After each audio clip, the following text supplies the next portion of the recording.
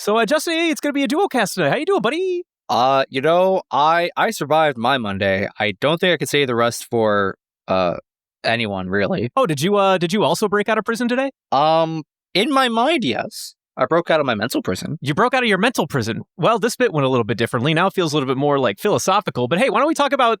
Let's talk about that. What part of your mental prison did you break out of today? The 6th and 7th layers. The 6th and 7th layers. Yeah, so like it's not quite Dante Inferno / Impel Down right levels of like complexity and security. But there's definitely layers to my mind prison. I am really channeling the Zach Galifianakis meme right about now.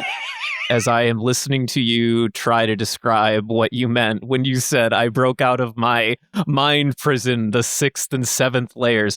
Okay, can you do me a favor? Can you label the layers and what part of them what do you mean you broke out of them? What are levels 1 through 7? Actually, I don't even want to give you that much homework. Tell me what levels 6 and 7 are and what makes you break out of them.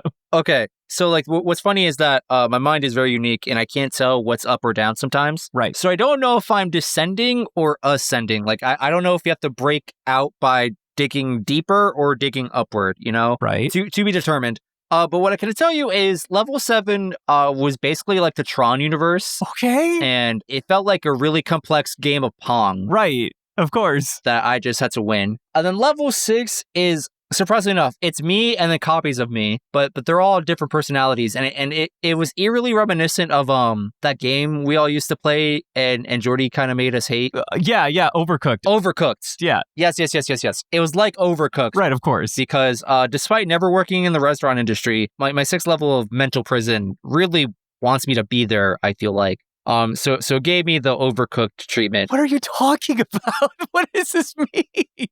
Okay, just level with me here. Are we doing a bit or are we doing like a soul-searching philosophical thought experiment? I can't meet you on both ends of the spectrum simultaneously. Why can't it be both? Because I can't quantify what it means to break out. What does it mean to break out of Overcooked mentality? Explain that to me. You know, sometimes people are just like bogged down. They're too stuck in their head. Right. And in order to break free from that, you gotta, I mean, I don't know how to describe breaking free. It's such a metaphorical / existential. That was literally my only question.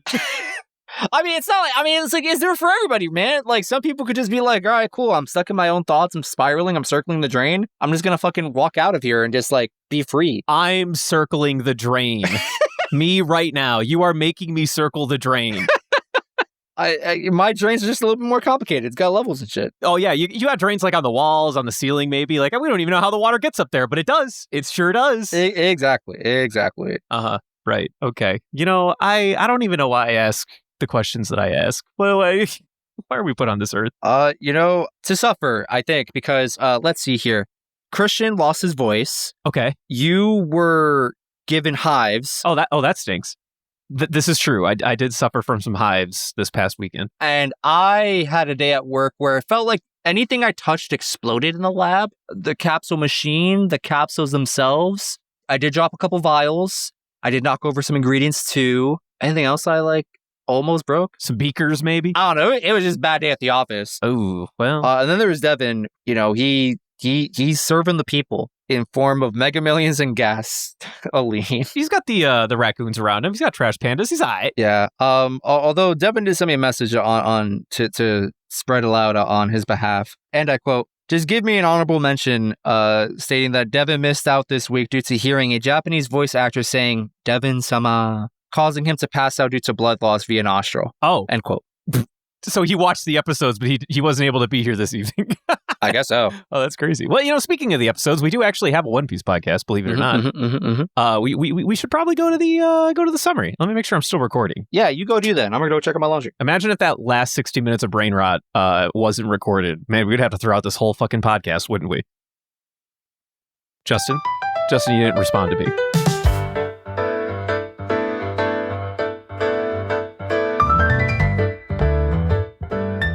Justin? Okay, I'm going to read the summary. 917 and 919. This week, we keep things rather brief as we focused on 3 major plot points. First, we take a brief pause on Wano developments and check in with the world mid-Reverie. Turns out Gecko Moria survived the Paramount War, since he's currently invading Pirate Island, looking for his long-lost pal, Absalom. There's some twists and turns that we'll touch upon later, but over on Mihawk's Island, we learn that there's been some type of major development during the Reverie, something that's convinced the Warlord to consider jumping ship.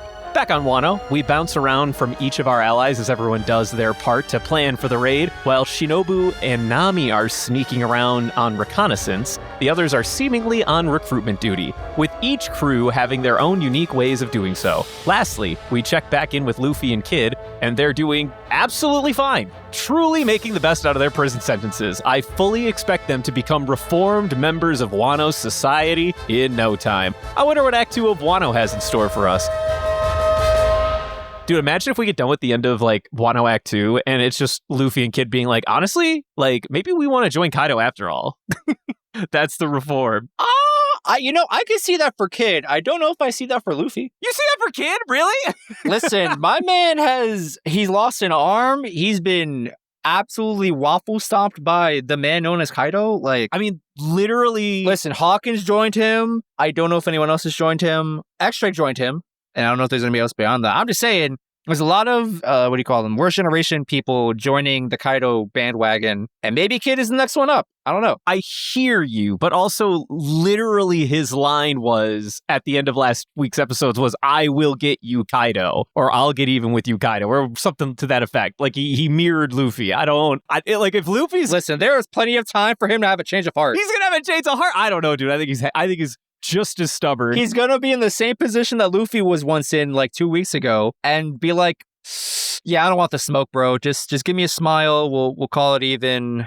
Give me a smile. He's already got a devil fruit. He can't eat a smile. Do we know that? Do we know that for sure? No, what for sure? That if you eat a devil fruit, you can't have the effects of a smile fruit? I mean, I'm just going to go off on normal logic that you can't have 2 devil fruits in the same system, my guy. I mean, I have to imagine that. I hear you, but smiles aren't exactly the most perfected form of devil fruit here. So, like, if anyone was able to fail upwards, it would be Caesar Clown, and it would be someone with the devil fruit would also be able to have the powers of a smile fruit. I don't like the idea of there being a smile and paramecia powered individual. That just hurts my brain. Can we not do that? I hate this idea.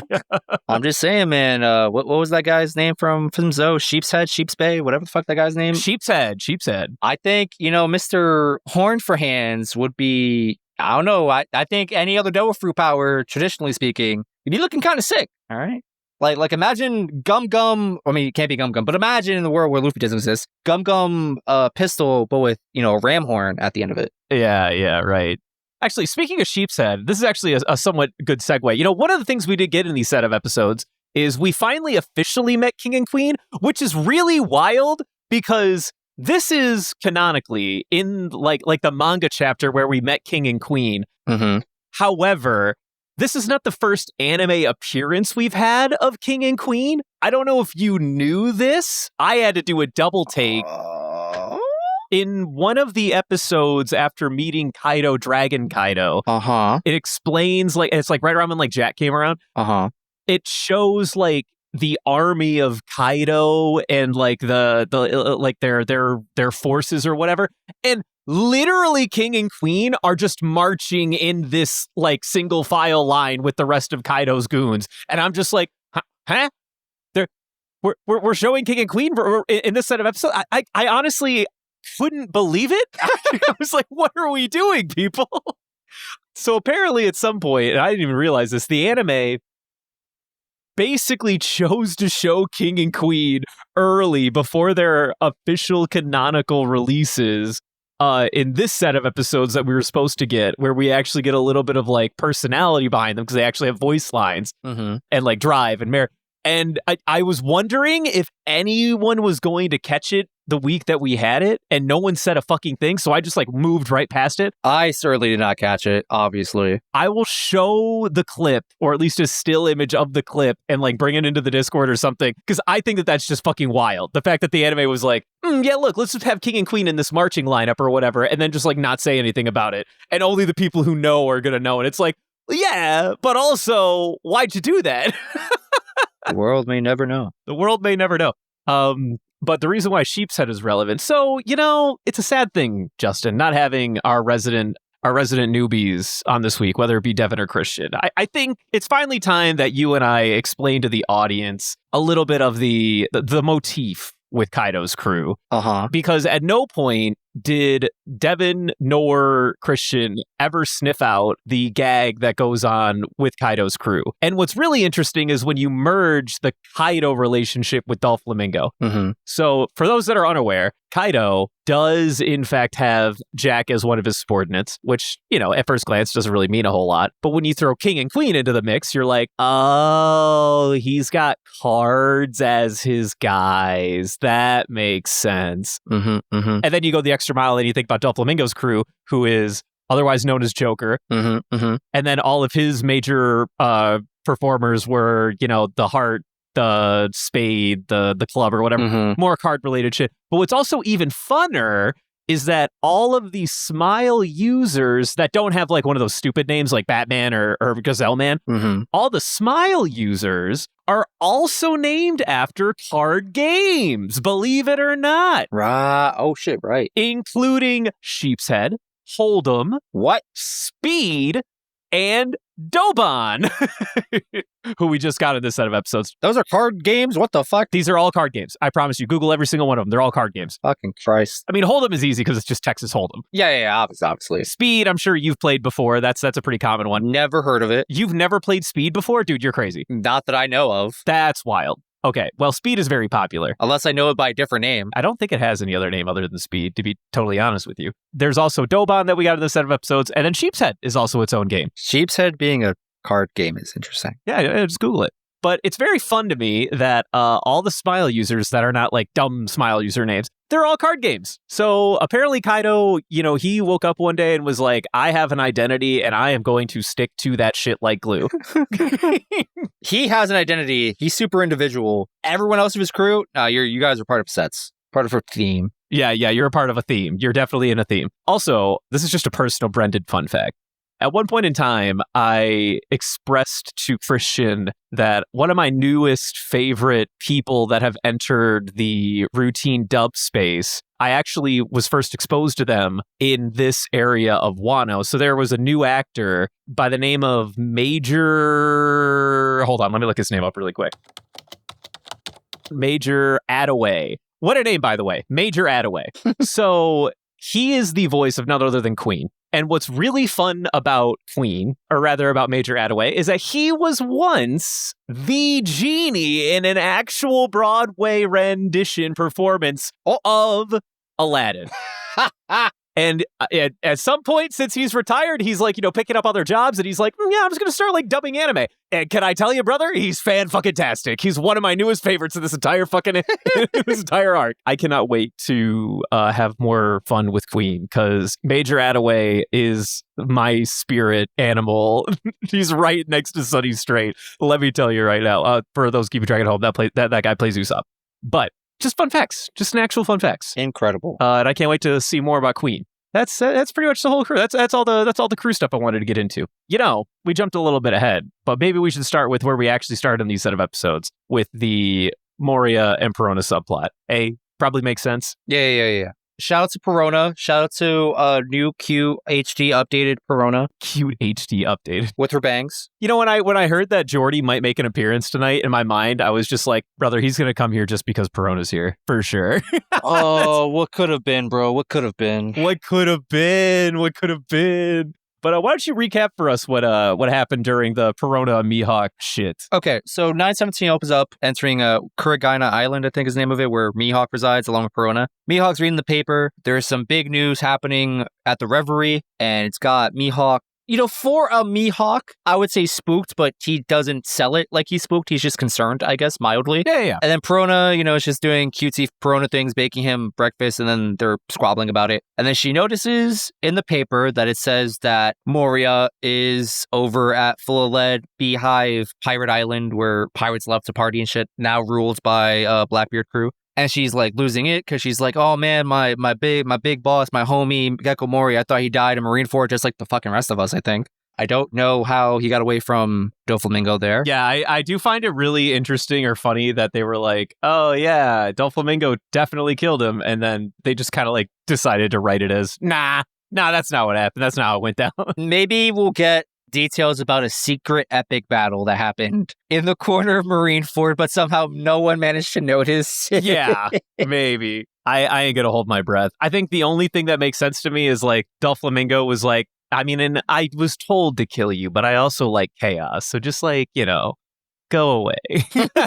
Or something stupid like that. Maybe. But yeah, before I talk about the Moria stuff, only real important thing here from Mihawk's perspective is that he doesn't explain what happened at the Reverie, but he said that a particular topic was brought up that I believe has never been brought up or has been brought up in a long time. And it has him considering leaving his homeland currently. And I don't know what that means. Yes. I don't know if he's spooked or he's just planning ahead for something. I don't know. Mihawk's not giving me a whole lot of body language to read here. No actual tangible details from the article. It's just this one vague thing he's mentioned. Yeah, this is one of those unfortunate things where it's like you and me know what's going down, but we don't want to just say it for the audience at home and without Christian and Devin to sort of be devil's advocate and start making guesses just for the sake of fun and whatnot. We can't delve into it too much, but the long and short of it is there are bits and pieces of information getting leaked out of Reverie as the Reverie unfolds. What is crazy, by the way? Who's in those rooms leaking info? What do you mean? I don't think it's leaking. I think it's just like normal info. It's like the leaders of the world having like a daily conversation, and these are the Spark Notes. Like I think this is just like normal news. I don't know. In my head, I'm thinking it's just like, I think it's like a closed door meeting and like nothing should be released until it's done. And I'm like, well, they haven't finished yet, I think. That feels like the opposite of how I want my world to function with my leadership. I know what you're saying, that it could be like that, but like the fact that it's not, I think is better. And it almost tries to sell the illusion that this is actually a free universe that they live in. I guess so. I don't know. If other people have that interpretation, particularly the people living in the One Piece worlds, good on you. I don't have that. They might as well have said nothing until, I don't know, they feel like saying something. But anyway, there's that speculation. I think they're just going to raise property taxes or something. I don't know. They're going to raise property taxes. He's got to leave his Gloom Island home because his property taxes are going to go through the roof. He won't be able to afford it.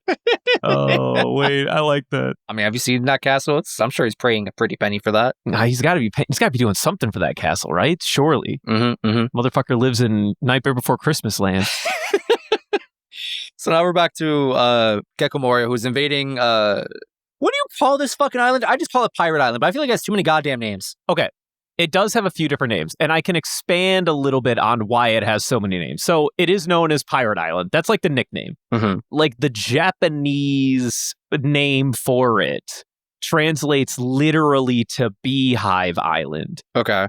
But the other bit with the name is that if you translate, or I think like the actual Japanese kanji phonetically comes out as fulaled. Okay. Like pump you full of lead. Yeah. It's like a double/triple entendre, whatever. So it's like you can pronounce it either full of lead or you can call it Beehive Island. And the reason why Beehive is kind of funny is because like the pirates are like swarming the island or whatever. Like it's like a hornet's nest or whatever. That's kind of like the bit they're going for.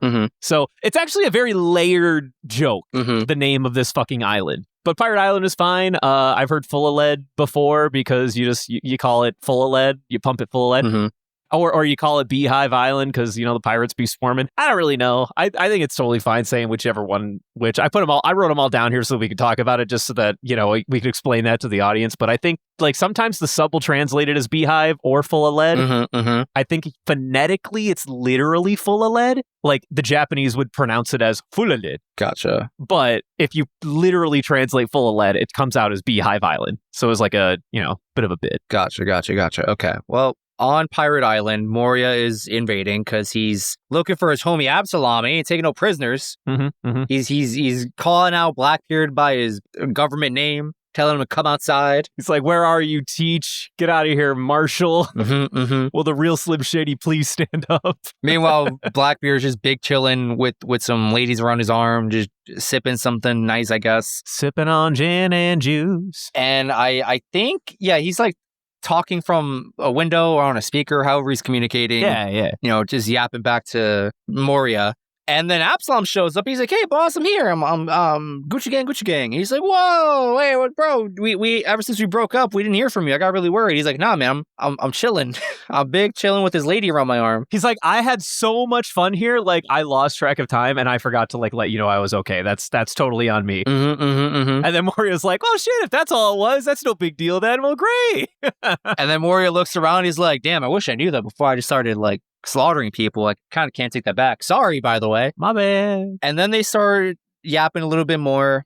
And Moria's like, "Hey, like, be careful here. You have a really sought after devil fruit. And we all know the Blackbeard pirates are known for like hunting devil fruit users." And he's like, "Nah, boss, it's perfectly fine." And then Shiryu comes in, but he's invisible because he has Absalom's fruit. Yeah. And he's slicing people down, including Moria. And then Moria goes, "Wait, how'd you do that? You have the clear fruit, but Absalom's behind me." Okay, so hold on. We're moving fast. First of all, I think you might need to remind the folks at home who the fuck Shiryu was, in case they forgot. He's bootleg Zoro for the Blackbeard pirates. He's the sword guy. Correct. Moving on. Who was a former Impel Down officer, and he has a sword, and he likes to go swoosh because he's bloodthirsty maniac. And Absalom is the pervy lion dude from Thriller Bark that honestly no one needs to remember. Yeah. So then Moria's getting struck down by Shiryu, who reveals he has the clear fruit. And he's like, "Wait, if you have that, but Absalom's behind me, then who the fuck? What's going on?" And then Absalom jumps off from his little perch and reveals himself to actually be Katarina Devon in disguise, because she has the mythical devil fruit dog model 9-tailed fox demon spirit. Yeah. Kind of a mouthful, but functionally just a really good version of the clone, or just a Kitsune, that's what it's called. Thank you, Jesus. Yeah, Kitsune. Just a rehash of the clone fruit, functionally. Welcome back, Naruto Uzumaki. We did it. Yeah. So, I feel like Katarina Devon's fruit here, I will say, I remember when we first got to this part, I was very torn on Katarina Devon.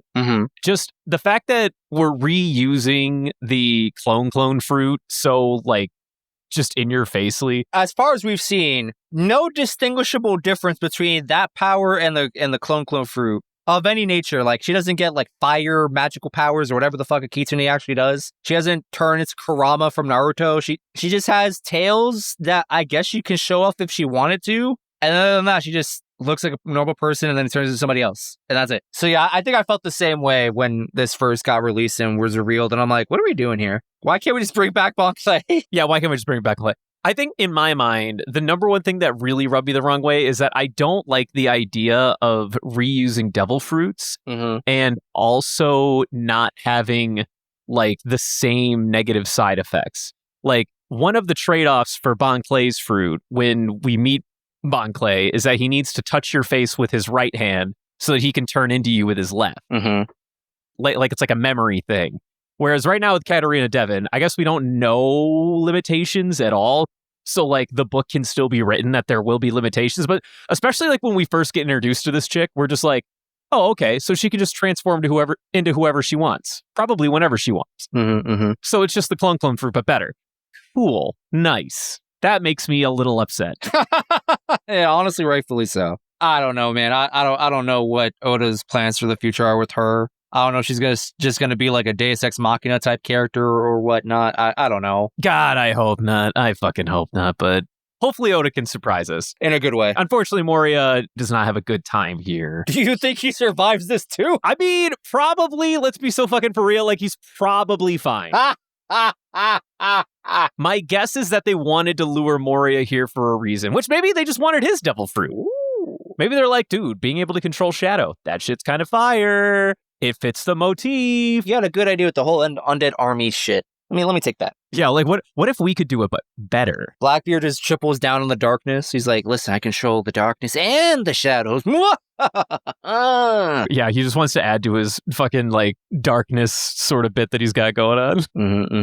I mean, I support it at this point. Now, speaking of Blackbeard, though, I will say, can I say two things? I actually forgot just how short this little like in-between stint was between Act 1 and Act 2. Same, actually. I thought it was going a little bit longer than this. I thought there was like a 4-episode stint of in between Act 1 and Act 2. And we were very wrong. But I do have a fun little tidbit about Blackbeard here. So Blackbeard, he got a bounty revealed to us on the order. Okay, thanks for bringing that up because I couldn't even remember if we knew this part or not. Yeah, so he had a bounty debuted in this on the order of 2,247,600,000 berries. God damn. Which is very funny for a couple of reasons. So I will say that the numbers are a little fucky, right? Like they can maybe get moved one way or the other. But the fun fact that I have here is that this is an actual Reddit post that I still remember vividly when this chapter first came out 7 years ago. So in 1716, the Blackbeard had a actual real world bounty of around 100 pounds, right? Okay. So, and that equated to roughly $19,870 in the year of our Lord 2016. Okay. Well, 2016 is interesting for a couple of reasons. Number one, this chapter officially came out, I believe, 2019, or like maybe just post 2020. No, I think it was 2019. It was like just pre-COVID. So that tells us that in 2016, there was a really good chance that Oda already had this bounty figured out. And it's also the 300-year anniversary of the OG real-world Blackbeard's bounty. Now, what makes that number interesting is that when you translate the $19,870 to yen, you don't get the $2 billion. Okay. But you get 2,247,600 yen. Wow. So what's funny, though, is that all you need to do is add 3 zeros on it, and you get his running bounty of 2,247,600,000 doll hairs or berries or whatever in their universe. So I just think it's kind of fun that little tidbit exists, that Oda just kind of like, as he reintroduces Blackbeard for the first time in, I don't know, probably like 9 years at this point. Fucking Christ. Because I'm sure that like fucking the little like one-off conversation that Luffy and Blackbeard have back in like Dressrosa was probably like in 2010 in the manga or something like that. I just find it very interesting that the first time that he reintroduces Blackbeard after all this time, his bounty is literally just a funny inflated version of what his last real world bounty was. Incredible. So there you go. Fun facts about Blackbeard here. Nice. But yeah, it's more or less what happens on Pirate Island. Just lots of surprises. Although Blackbeard did also drop some tidbits. I think he mildly touched upon what Mihawk had mentioned earlier, but he goes on to explain that while the Reverie was happening, which maybe some people might have speculated or assumed would have happened inevitably, if at all, but he mentions that the Revolutionary Army came into armed conflict with mostly Fujitora and, you know, the Marines at large. I don't know if he name dropped anyone else in specificity. Yeah, Ryokugyu. We do know the name of the last Marine admiral. We just don't know what he looks like. So the Revolutionary Army squares up with 2 admirals, right? And then Blackbeard just kind of keeps going down a list of like, basically TLDR was like, hey, here are all these big names making moves. The power struggle for like, I don't know, control of the world or whatever he's alluding to is alive and well, and it's happening right now. And he's just like, and I wonder what's going to happen from all this chaos. And fucking Ultimate Opportunist over here is licking his lips. He's like, ooh, I can't wait for this one domino to fall. And then I make all the other dominoes fall. And then I become king of the world, or whatever the fuck his goal is, really. Well, he just says that he's like, everyone's trying to be king now. He's got like, there's all these different dominoes that are like trying to be king. And he's like, all these fuckers, well, only one guy can be at the top. Only one guy can win. And then yeah, we just get like ooh, yay, Blackbeard doing Blackbeard monologue. I'm sure Christian and Devin would have loved to be here this week during Blackbeard monologue. We all know how much they love Blackbeard.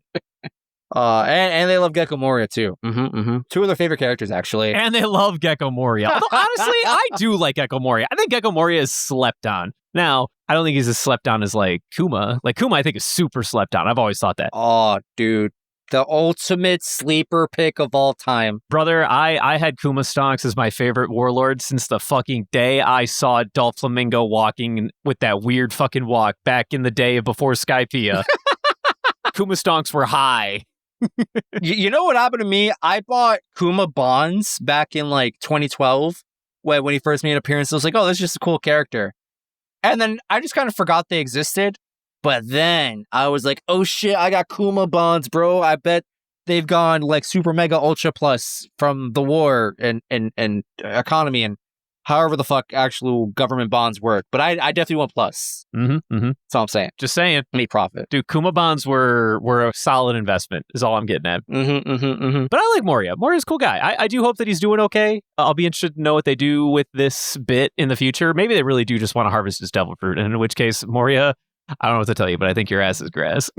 Would it be really fucked up if they kill Moria, take his devil fruit in the process, and then they fucking keep zombie Moria? Dude, they make zombie Moria!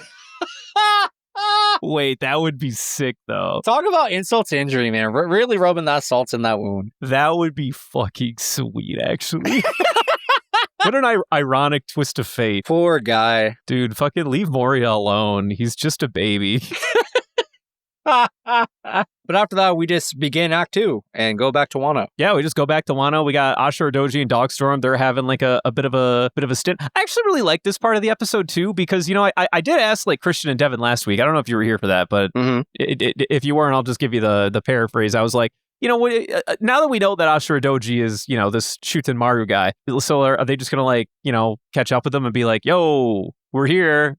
Are you going to help us? And then and then Ashura Doji just be like, yeah, sure, of course. I asked him if that was how it was going to go down. And they pretty much mostly said yes. Okay. And I was kind of shocked, honestly, because in my mind, I'm like, this guy has basically made himself a bandit for the last 20 years, and he very clearly is not like a normal good guy. I mean, I guess he could just be being like a nuisance to the Beast Pirates, and like that's like his shtick. But he did not come across as like a good person in the limited time that we saw him. He was more just kind of like a menace, like a true Ronin through and through. And I like this little a schism that we have between the former vassals of Odin and Shuten Maru / Ashura Doji here, where Doji basically just says like, bruh, I have no intention of rejoining you guys. I did swear my fealty to Lord Odin once upon a time. He is dead now. I don't owe my fealty to the Kozakis. I owe my fealty to Odin. And he even like, he double backs. He's like, you hear that, Momonosuke? Fuck you. I was like, damn, dude, he threw the shade, though. Actually, no love for the children. He said, fuck them kids. But I like this. I like this like little bit of, you know, like there's something about when all of the pieces don't fall into place seamlessly and you have to like work for it a little bit. I appreciate, because listen, this is One Piece. Do I believe beyond a shadow of a doubt that Ashura Doji will not at one point join their cause? No, obviously not. Like this is a kid show. But I like that we have to work for it a little. Let me savor what we have to do to re-earn Ashura Doji's trust, because it's been a long time. Poor guy has been basically running around the land for the last 20 years, surviving, trying to find some sense of peace or happiness or purpose since the demise of Odin and whatnot. And then here comes fucking Kinemon, Kiku, and to be fair, Dogstorm, who did not jump through time. He has just been big chilling for 20 years. But Dogstorm's been chilling as a king, which is very different than what Ashura Doji's been doing in Wano. You know, Kinemon comes just like, hey, we're here now. It's time to finally fulfill. And then Ashura Doji's like, fuck you, actually. You know, these last 20 years, they sucked. They've been hard. And I don't really think I owe you guys a damn fucking thing. I owe it to myself and the rest of my men to fucking survive. And that's what I'm going to do. Okay? Later. He feels very abandoned, and yeah, I think rightfully so. And so part of me wonders, like, was he not present when Toki did her thing of like, I'm sending you guys to the future to like, you know, come back and beat Kaido or whatever? So we don't have all the details, but what we do know is that the people who were sent were Raizo, Tanjiro, Kinemon, Mm-hmm. and Kiku. Those were the ones sent to the future. At least I think we got that in the flashback at this point. And Momonosuke, obviously. Kiku was sent to the future? Say what? Okay, that makes sense. My brain was like, Kiku was part of that crew? My brain didn't connect that. Yeah, no. So yeah, Kiku was in that whole bit as well, but she just so happened to stay in Wano. Okay. While the other three went off and did their own side adventure or whatever to go find Duke Dogstorm and Cat Viper. Mm-hmm, mm-hmm. But yeah, no. Kiku was sent to the future. So the only ones that have not. So as of right now, those are the only ones we know were sent to the future. We don't know what happened to the rest of them. We know Dogstorm and Cat Viper. They were being chilling over on Zoa's King and King respectively. Mm-hmm, mm-hmm, mm-hmm. And then also fighting for 20 fucking years, hating each other or whatever. But meanwhile, Ashura Doji, he did not get the luxury of just being able to like hop, skip, and jump to the future and get right back on the train right where everyone else left or got off. He had to live through the hardship. Mm-hmm, mm-hmm, mm-hmm. And I appreciate the fact that he's got a little bit of that dog in him right now. Pun intended. Yeah, unintended. Honestly, bro, like same. I feel you. I really do. And I would like to see where this relationship and this subplot goes. And I want to see where the writing takes us. Now, the real question I have is Kinemon vows to him to like, hey, man, I'm going to recruit you, or like, I'm going to sway you. Yeah. And he's very adamant about that. So I'm very curious in how he thinks he's going to pull it off and then how he actually presumably pulls it off. Mm-hmm, mm-hmm. Same. So that'll be interesting. Yeah. But also it feels like everyone else is seemingly on recruitment duty. Mm-hmm. Everyone except Shinobu and Nami, who are on reconnaissance, spying on, I don't know, important people in the Orochi Kaido regime, getting plans. Yeah, similar to Robin. I think that because Robin's kind of she's doing the geisha route. Mm-hmm. She's being invited basically to all the head honchos like places and then trying to get information. Mm-hmm, mm-hmm, mm-hmm. Whereas Nami and what's her name again? Shinobu and Nami are doing the ninja route of like breaking into homes and very poorly getting information, but at least they got it, I guess. I mean, mission failed successfully. They got the port, the day, the time, and the cargo. I love that Nami's or Shinobu's like, did you get any useful information? Then Nami's like, no. And then she's like, oh wait, I did get the port, the day, and the weapon shipments that they're planning. Like, oh, so you got literally everything important. Perfect. Thank you, Nami. And Shinobu's like, all right, cool. We're now gonna steal us some weapons for future army. And I'm like, it's pretty good. Yeah. We got the logistics are rolling.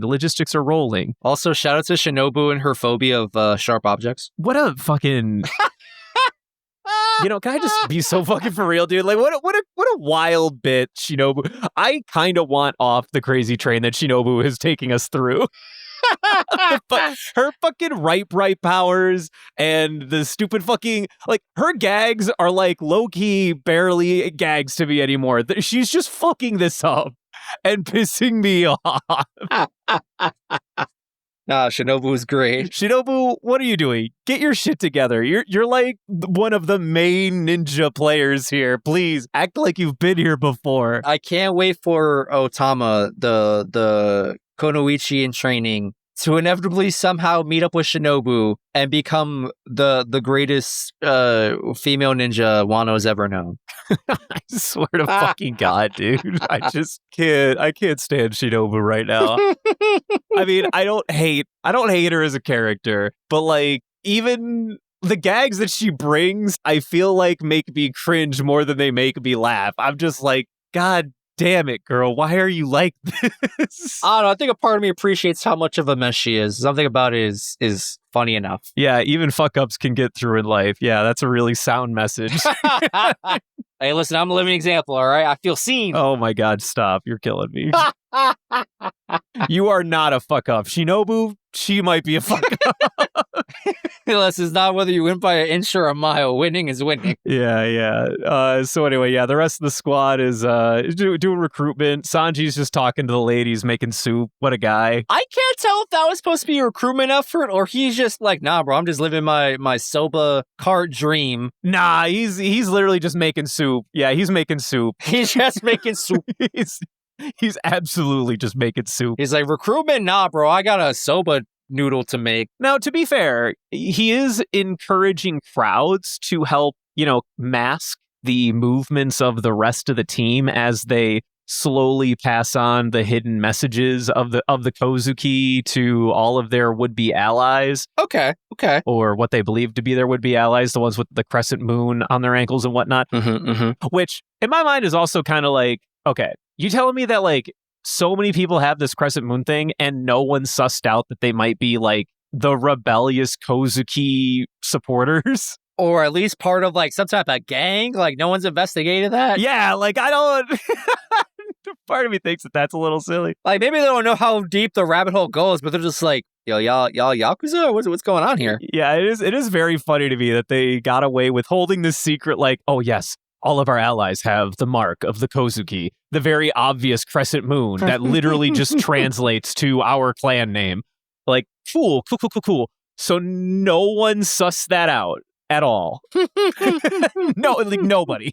Okay, fair enough. Oh, for fuck's sake. The 1%ers do not concern themselves with the ankles of peasants. I suppose not. You know, when you put it that way, it makes perfect sense. Now that I think about it, I really am just the crazy one here. But yeah, no, that's they've got that, and now they're recruiting people, so that's good. So I think that's really what Sanji's purpose is here. He's bringing the crowd, he's allowing the gang to sort of like, you know, move amongst and, you know, not be too seen by all the naysayers and whatnot as they slowly recruit as many people as they can. Because, you know, Ashura Doji kind of throws like a heavy one at us where he's like, oh, you think the Kozuki are super loved? Do you think people really fucking want you here? Well, you might be surprised. 20 years is a long time to really seethe some anger. And so we immediately hard cut to be fair, successfully recruiting people, but it does raise the question, you know, how many people are... There are some reluctant folks among the, like... Yeah. Clearly more aligned folks. They're like, hey, listen, there are some people who are like, yeah, I'm totally down for the cause. And there are some people who are like, listen, I was down for the cause, but I don't know anymore. That's what I'm saying, dude. Like, this might not be the easy...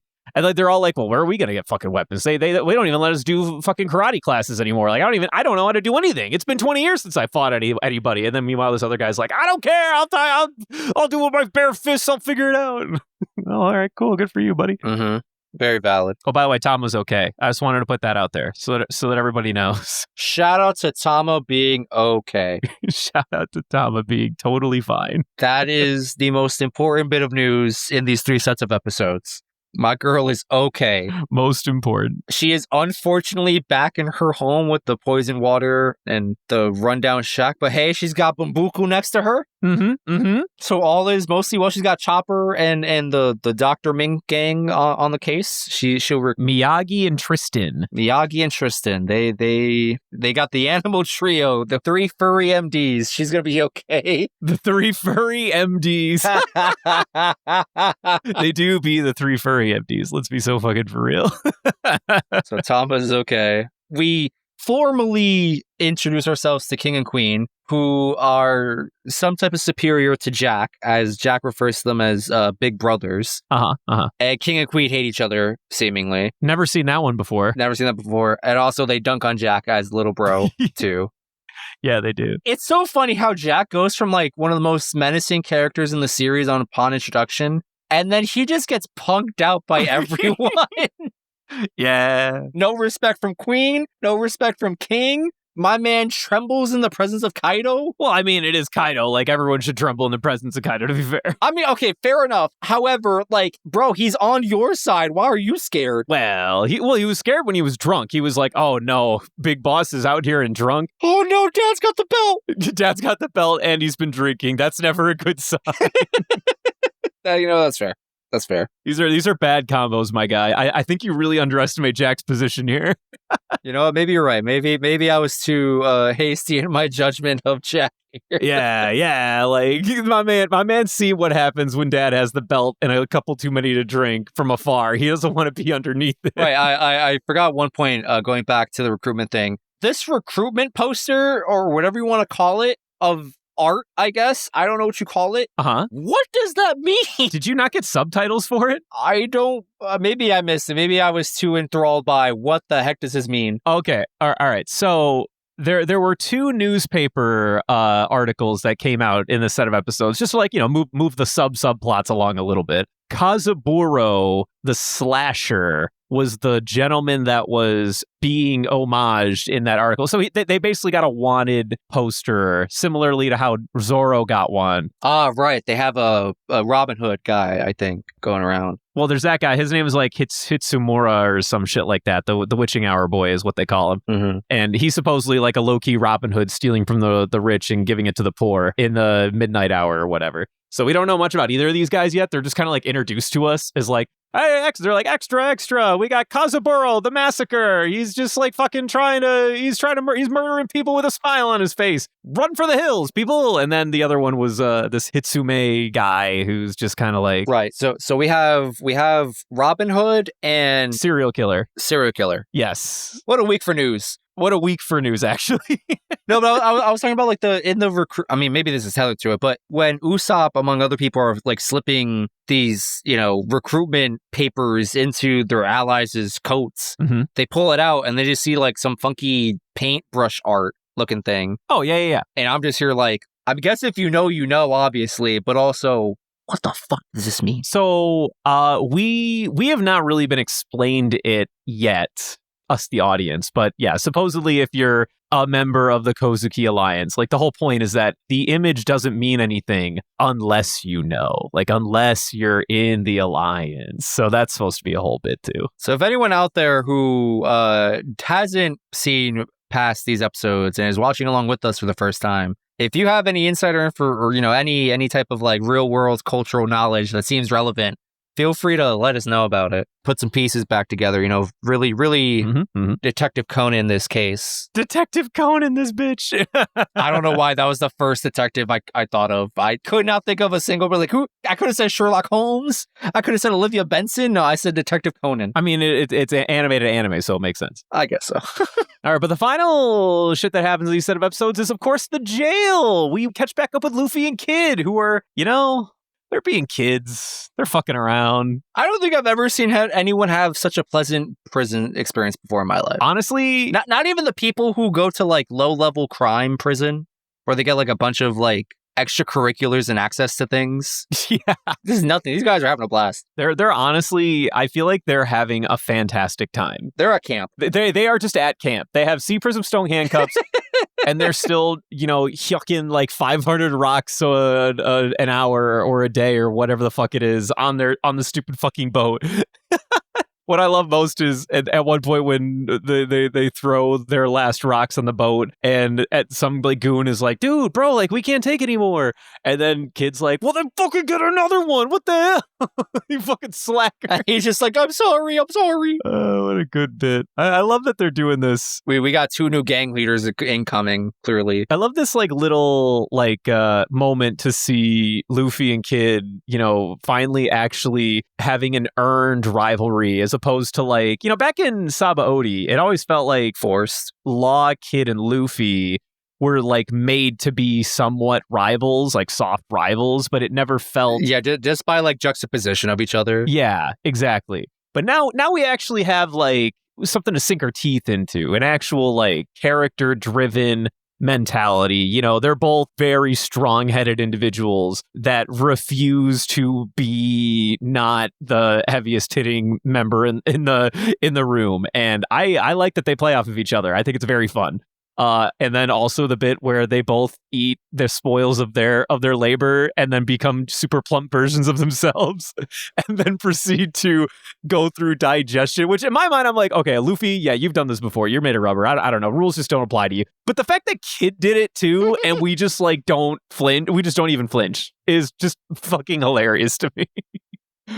Oh boy. Yeah, in the moment where those two digest their food, I thought to myself, maybe Luffy is slowly awakening his Delphi power, because clearly he has given Kid gum properties by proximity. Yeah, that's what it is. Because what do you mean he has also expanded to triple his size and then just exhaled it out? They're good bits. We have fun here. Good bits. And then also that's when Dobon, our newest Smile edition. Bro, I forgot about this guy, and honestly, it might be for good reason because this guy is horrific looking. He's kind of scary. He's like definitely. He is a scary looking smile fruit dude. He is probably the least desired outcome for a smile fruit user, where basically the animal is around him and he is the tongue of the animal. That's functionally what happened here. A hippo ate him, and then Dobon just became one with the hippo. Yeah, that was that's a design choice and a half right there. But you know what I will say though, I love what Oda does next with this bit, where they throw the patented bad guy rules at you, where it's like, hey, if you fight back against a guard, we're gonna chop off your arms, and the second time you do it, we're gonna chop off your legs. So don't mess around. And then of course, Dobon is coming at them like full force. And is getting ready to attack. And then Kid was getting ready to fight back. And then Luffy's like, no, hold on, Kid. Give it a minute. Just give it a minute. It's like, just trust me. Trust. Then they get eaten by the fucking hippo. And then, of course, what happens next? But they just beat the Who knows, actually? Because the hippo closes its mouth and then it just starts getting like banged up out of nowhere, man. I don't know. Maybe he had some really bad food early in the day and the food poison is killing him. I don't know, man. He was doing corkscrews in the air. The wildest thing. I've never seen that move before. I didn't know hippos could do that move, to be honest with you. It was crazy. And then he just coughed up Kid and Luffy. And who knows what happened, man? Maybe he just had some really bad indigestion. That's what I'm saying, dude. No, but Loki, his ass was grassed. But then after they got out, the guys were like, hey, you can't just do that to a guard. And then Kid's like, what do you want? Fucking prove that we did something. Yeah, he's just like, did you see anything? He's like, what's it? Do you have proof that I did anything wrong? He's like, oh. Yeah, so like back off, bucko. Also, RIP, my man, whatever the old man was with the blue tattoo on his shoulders. Dude was just having a bad time. Old man Hio. Yeah, old man Hio just having a bad day. Working hard for one little dumpling that falls. Yeah. Doesn't get a replacement. And then he's just getting stomped by Dobon, whatever the hippo guy is. Not the poor old man. And Luffy seemingly has some type of soft spot for him because he chucks him over his shoulder, and I think this brings him back to his cell. I don't know. He does fucking Grogu his ass and just kind of like go, okay, I'm adopting you now. I don't know what plans Luffy has in store for old man Hio. You saw an old guy and he's like, I like old people. I'll help him out. But yeah, I mean, for the most part, that's pretty much the entire set in a nutshell. What do you think, big guy? Definitely a transitional set of episodes, really truly setting the pace for what's to come in Act 2. Yeah. Whatever that may be exactly. We're setting up some stuff. I think Act 1 is like the rising action. We've established our characters, our main forces. And also like the big Luffy, you are not ready for Kaido yet. The threat level we're up against. Yeah, the threat that we're up against. Act 2 is going to be all about, okay, now the chess game has begun. We must collect a certain quantity of milestones before we are ready to return to the fight on Kaido. I think that's where we're at right now, and I'm here for it. Me too. I'm excited for what's to come. Oh! Hold on. Wait. Before we continue, please, by all means. So we introduced the King and Queen, right? We see what Queen looks like. We have no idea what's up with King. Dude is into some. He's into leather, clearly. I don't know to what capacity. Okay. My man likes leather. I think he likes bondage from head to toe. Same. All right, he's got something going on. Or I'm assuming, they call him brother. I'm assuming he's a guy, right? Do we know? Can we confirm King's gender? I think we can confirm gender for now. Yes. He does say brothers. Okay. So I'm going to say this to the audience out there. I like to take a poll and write in, chime in, wherever you can. One, I guess the question is, do we think we'll see what's under King's mask? And two, do we think he ugly as hell or fine as hell? What a question. So yeah, that's all I need to get off my chest. I need to know I need to poll the people, really get the tap the line here and be like, what are we thinking, people? Are we thinking he ugly and that's why he's hiding underneath all that leather? Brother, I know where you're coming from, but you know that if you just poll the people, the vast majority of them are going to already know, and then they're just going to chime in and pretend not to know. Okay, so the people who don't know chime in. All right. Okay, those people can't control themselves. I'm just kidding. Knowers are not allowed. All right, knowers denied. Only not knowers. Knowers denied. Yeah, we'll see. We'll see how that one runs in court. Okay. Oh, for fuck's sakes. I have faith in our audience members. All right, I'm moving on. Do you have no other points for me? No, sir. Fantastic. All right, moving on to, of course, everyone's favorite, Gabe's Fun Facts, baby. Gabe's Fun Facts. Okay. Hello, this is Gabriel speaking to you from prison. My lawyer somehow managed to turn my crime of escaping a mental institution into a life sentence in solitary confinement. How did this Monkey D fella ever get his degree anyway? Anyways, the cutaway to Full-A-Lead was pretty unexpected, huh? And seeing Gecko Moria of all people again? You don't see him every day, so how about a couple facts about him while he's here? Firstly, his name is pretty weird, isn't it? Gecko, for a guy who's so gothic it'd make a Hot Topic blush. Well, his name actually holds several different meanings. The Japanese kanji that make up the first part of his name, Gecko, can be read as moonlight, fitting his horror vibe. The second part of his name, Moria, may be derived from imori or mori aogeru, which means forest green tree frog, which ties into gecko, the Japanese onomatopoeia for a frog's croak. That doesn't really fit, does it? Well, that's because the meaning behind his name only reveals itself when read together. When reading out Gecko Moria, the syllables Komori are pronounced together naturally, almost separate from the other syllables that make up his name, aren't they? Well, turns out the word Komori means bat in Japanese! Isn't that fun? Moving on from his name, how about some literary analysis? In Moria's final monologue before Luffy beat him in Thriller Bark, Moria told Luffy that with his current strength, he would inevitably lose his entire crew one day. He was proven completely right in Sabaody, where exactly this happened at the paws of Kuma. Fucking spoilers, dude. Speaking of that, his final monologue obviously projects his past on Luffy, since Moria lost his entire crew in a grand battle against Kaido. Yeah, this is less a fun fact and more of a reminder. Moria fought against Kaido long ago, which resulted in him losing his entire crew. Kaido is the reason why Moria turned into the man we meet at Thriller Bark. Lazy, depressed, and only using an army of undead soldiers, since he doesn't want to form another crew that he might lose again. A shadow of his former self. Kaido turned him into that. Remember that going forward. Finally, Moria's favorite food is marinated caviar. Privileged fat bastard. Moving on from Moria, there's unfortunately not a lot for this set of episodes, unless you like puns. Oh, I know you like puns, don't you? There are several characters in this set of episodes that do not matter straight up, but have been given names by Oda because he is insane. All of these names have been revealed in Beaver cards. Firstly, the news vendor that reported on the attack by Kazamo and the Robin Hood actions of Ushimitsu Kozo is called Kamakichi. The Kame at the beginning of his name means tortoise, which he has a round bob cut resembling the shell of a tortoise. Secondly, the prison guard who was surprised by the amount of blocks that Luffy and Kid have carried. Yes, I'm serious. His name is Danenoyo, which translates to what would happen, referencing his question of what would happen if Kid and Luffy weren't restrained by their cuffs. I think looking up One Note character on Google would bring up a picture of this guy. Lastly, for puns at least, we have the guy who Shinobu and Nami were spying on when they got caught, and his name is Akudai Konzaburo. Akudai is derived from Aku Dakane, which translates to evil officer. His mother must have really hated him.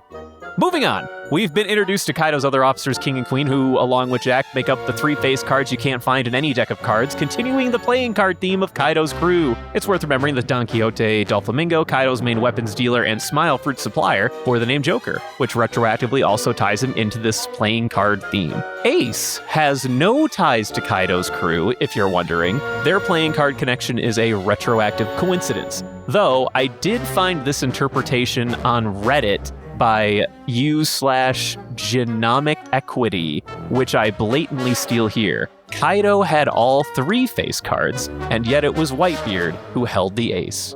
Alongside the commanders, the hippo prison guard that Luffy and Kid beat up is called Domon, which is the name of a card game played in Japan, tying him to the playing card theme. Now for some manga to anime differences. Kinemon interrupting Dogstorm and Ashura's battle by force is made up by the anime. In the manga, he made them stop fighting by simply telling them to let that be the end of this. Real Gandhi IRL versus Gandhi in Civilization 4 difference here. Secondly, and fortunately last for this set, Luffy and Kid losing their weight by blowing out air is made up by the anime. In the manga, Luffy and Kid simply lose their weight from one panel to the next. This is because Oda is a fraud.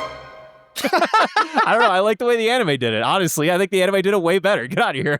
Yeah, I agree. I don't like the idea of them just willing themselves to being small again. Yeah, dude, I want this bit. I want to live through this bit. Lastly, for today's set, you're probably wondering why the hell Caribou is here. Didn't we last see him being punched into the stratosphere by Peckham's on Fishman Island? How in God's name did he make it halfway across the New World from there? All valid questions. The bad news is, I can't tell you, since this is revealed in a cover story, meaning that I'll only be able to explain it to you in the next cover story special. The good news is that you won't have to wait for that much longer. I'll have to end things here. Turns out my terrible lawyer has a few tricks up his sleeve that aren't practical in the courtroom. I'll be seeing you soon. Have a nice day. Dun dun. Dun dun dun. Well, thank you, Gabriel, as always, for coming in here with these lovely fun facts. I actually really like the line with the ace bit. Banger. Some guy on Reddit was like, yeah, Kaido has all the face cards, but Whitebeard has the ace. That's funny. Damn, why did I just think about Yu-Gi-Oh now? Dude, facts. There's just Yami Yugi posing in my brain right now. It's like, I draw the heart of the cards. Kaido's Kaiba, and then Yugi is fucking Whitebeard, and he's like, my grandfather's deck has no shitty cards, Kaido. My crew has no useless sons. I play Marco the Phoenix in attack mode. God damn it. Good bits. Anyway, next week is going to be 920 to 922. Let's go! Adventure! I have to stop them. Moving on to quotes. My favorite quote of this is when Donbo, or whatever his name is, the hippo guy, comes out and, they do this bit a couple of times. They're like, the human body shouldn't work like that. But the best one is when they're doing the air breathing out and like digesting. I think Luffy at one point goes like, I need to digest this food. And then they start proceeding to expel hot air and then digest the food very quickly. And the hippo guy goes like, the human body doesn't work like that. You can't just do that. And then Kit snaps back with, oh, what? You don't digest your food? Next, you're going to tell me you don't shit. Hold on a sec. I gotta digest here. What the hell is that supposed to mean?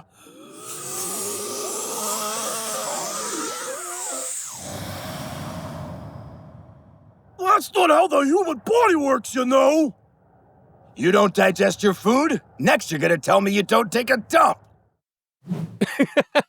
Right. I remember in the sub, he was like, what? You don't just eat, train, and take a dump or whatever? I was like, what are you talking about, man?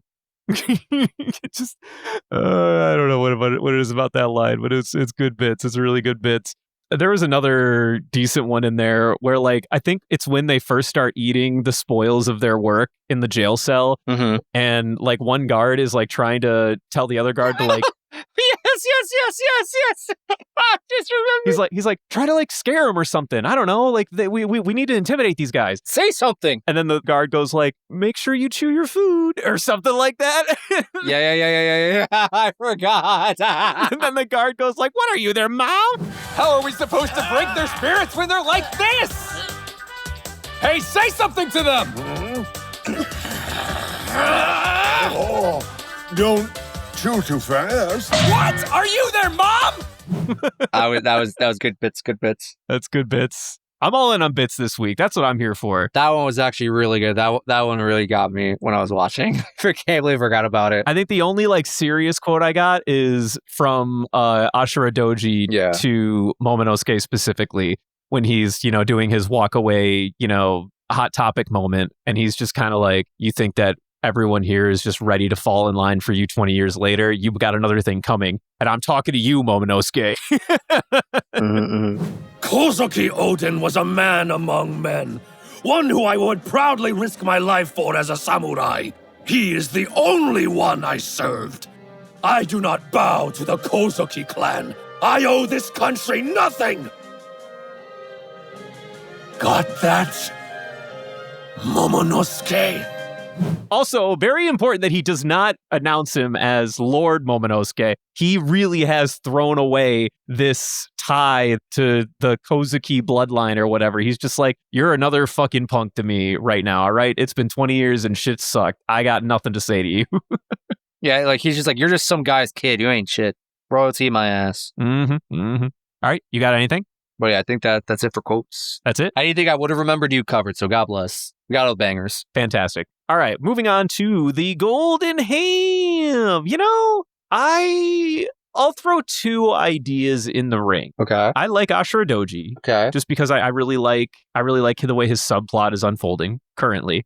He might not live up to that expectation. I'm not going to pretend like he will, but in the short-lived experience that we had with him, I enjoy Ashura Doji's time, and I enjoy the conflict in his character. My other counter would be the guard that said, chew your food. Because funny. Which I don't know if that guard has a name. He probably doesn't. We probably shouldn't vote for him. Let's not vote for him. You know, maybe I think it really does have to go to Ashura Doji here. Okay. All right. Fair enough. Because the only other option I would bring to the table was I think he's a prisoner. The prisoner on the boat who starts crying after they yell at him to get another boat. Yeah, it's a good bit. It's a really good bit. Ashura Doji is for standing on business. You all show up like no time has passed. I have no obligation to listen. Now leave! Yeah. For standing to his guns and his morals, he's like, you can't just you don't get loyalty for free in this day and age. All right, it's got to be earned a little bit, and I respect that. All right, good times, best times. Moving on to fan mail.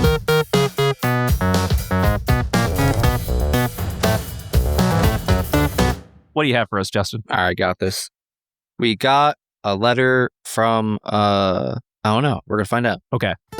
I am in fact in cahoots with Natasha Hotlips. Gasp. Had to make sure I could trust you. I appreciate you receiving my transmission. Also sorry for breaking your window. I hope the 30,000 Monopoly dollars taped to the back of this message helped. It didn't. Okay. Speaking of embezzlement, I mean supporting the podcast. How can I support you? And more importantly, politely request you to watch a movie. I already have one picked out. It's Inside by Bo Burnham, featuring Bo Burnham, however that works. But anyway, your payment of body pillows is on a delayed send. They should arrive now. Wait, what? No, stop breaking our windows! Oh, well, we just got that fixed too. That kind of sucks. Are there more Monopoly dollars taped to that one? Yeah. Yeah, there are actually. I guess that's fair. Congratulations again. As a reward for your editor so politely helping me with the music and the other 500 million other sound effects you guys did, I have sent you a state-of-the-art hamster wheel with coolant and various ambient sounds ranging from seaside to rainforest. Oh, okay. Okay, Dylan's gonna enjoy that, I guess. Yeah, Dylan will love that. Please ignore the Necronomicon. If a man named Ash shows up at your house, tell him I didn't give it to you. You got it. Chainsaws, am I right? Farewell for now, your personal secret agent, super spy kid prodigy, Hell. Oh, it's L again. Oh, right. I am a good. Yep. That makes a lot of sense. I understand now. So we now have L and Natasha Hotlips. Are we being recruited by some type of agency, man? It's not impossible. I mean, I would recruit us. I think we're really good at what we do. We're the G team. And what do we do exactly?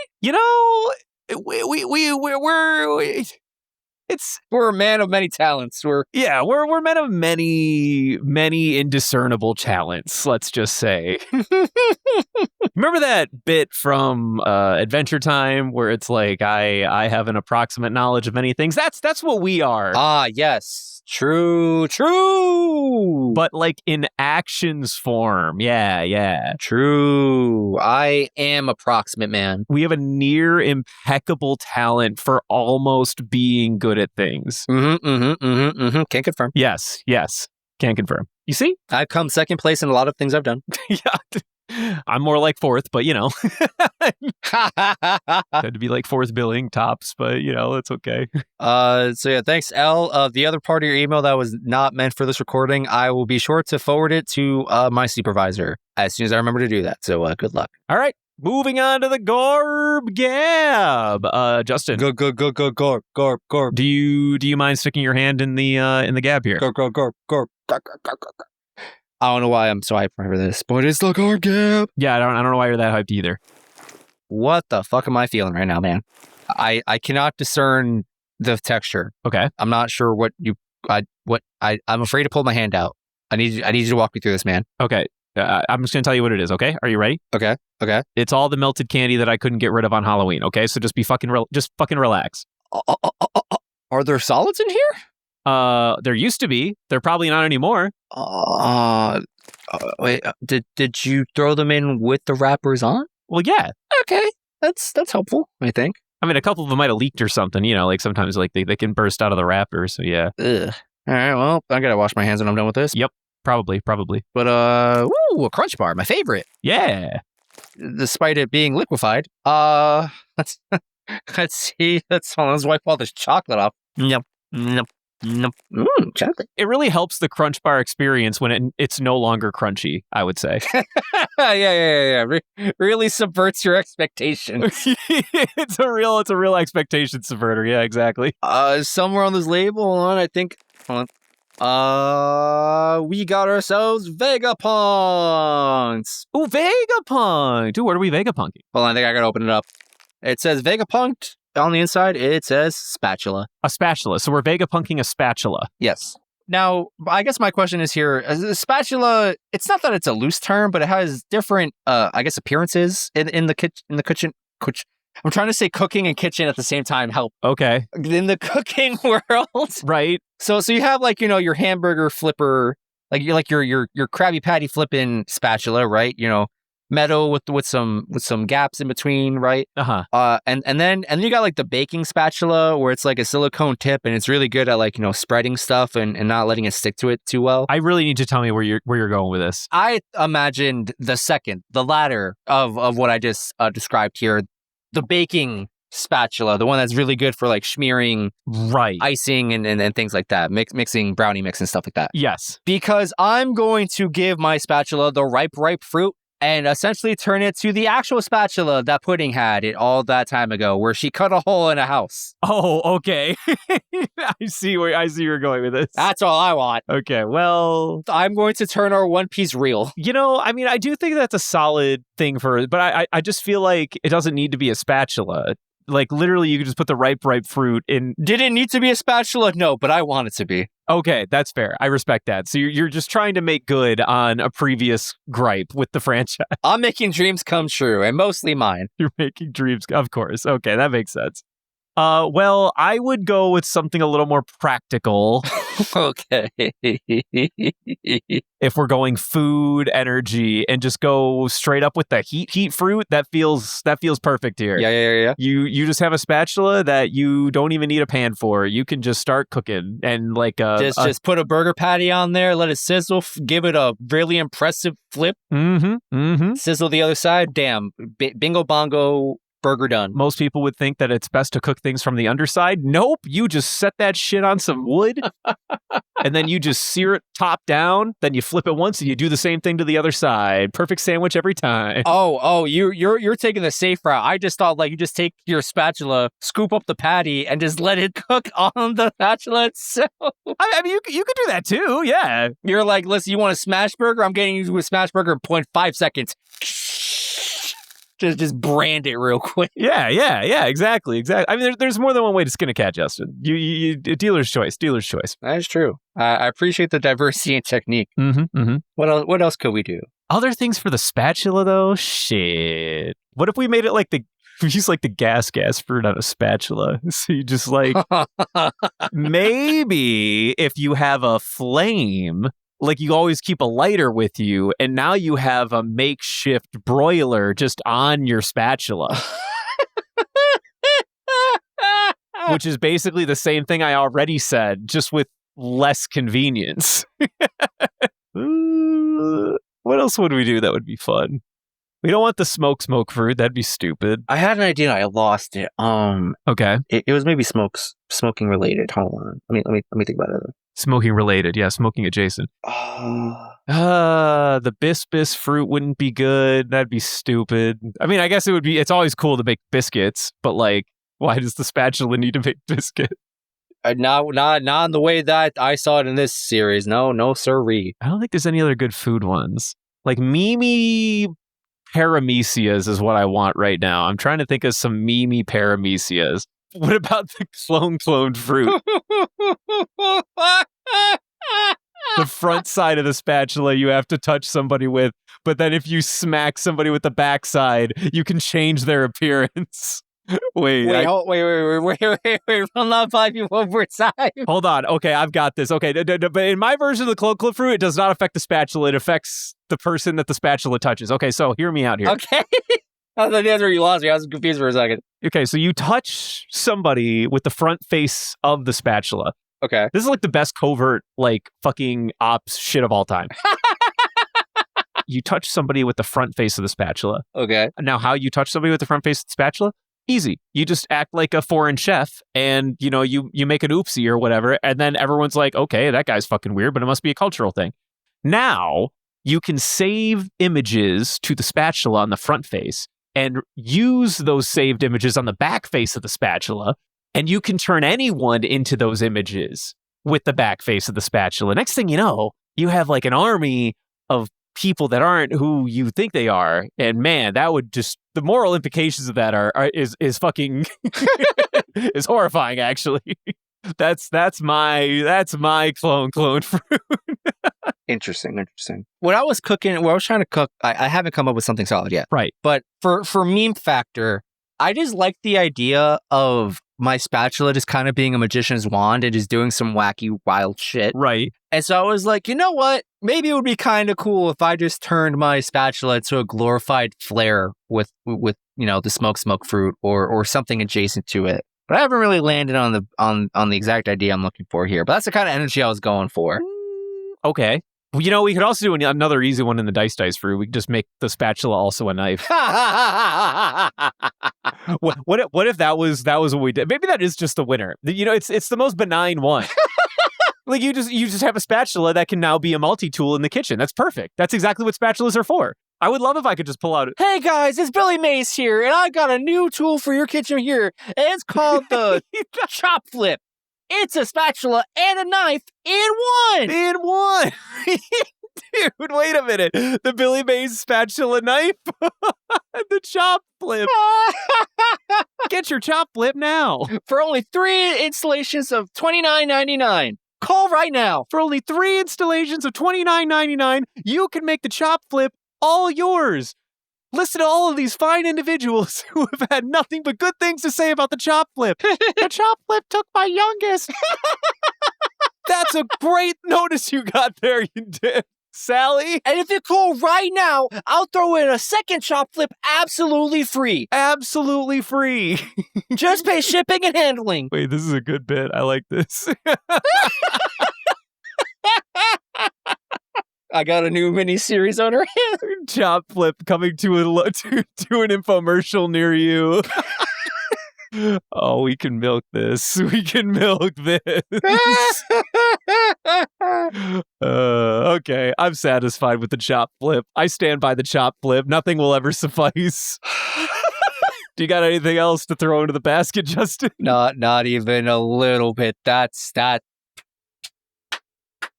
We did it. It's everything we needed, actually. I think it's everything we wanted when we started this Spatula Vegapunk. I got what I wanted in my first round draft pick, but I didn't know that the chop flip was what I needed at the end of the day. That's what I'm saying, brother. That's what I'm saying. All right. I feel good. All right. Moving on to the end of the show. Social plugs. Do you want to do it or I can do it? However you see fit. You got it. I got this, baby. It's time for me to do the thing because Evan's not here.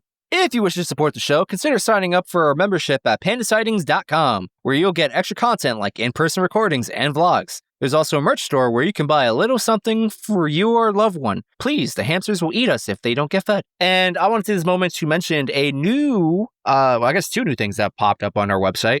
If you're a subscriber, I don't know the proper terminology here, member of our website, pandasightings.com, we released 2 things. One is a video of me and Christian workshopping a design for a t-shirt. And, Jordy got a crazy setup going that day. It was inventive, to say the least, to capture the moment. So you can get our thoughts live in person of like how we were thinking through the process of making it and what our ideas were. And to the surprise of myself, Christian, and basically everyone here right now, Jordy made the shirt happen. He took both of my and Christian's ideas, smushed it together, and we have a whole new shirt on pandasightings.com called the Minimalist Golden Ham shirt. Hell yeah. It's really just a plain shirt of your color choice, and it's got Christian's rendition of a golden ham, which I think is wonderful, and then my idea where you will see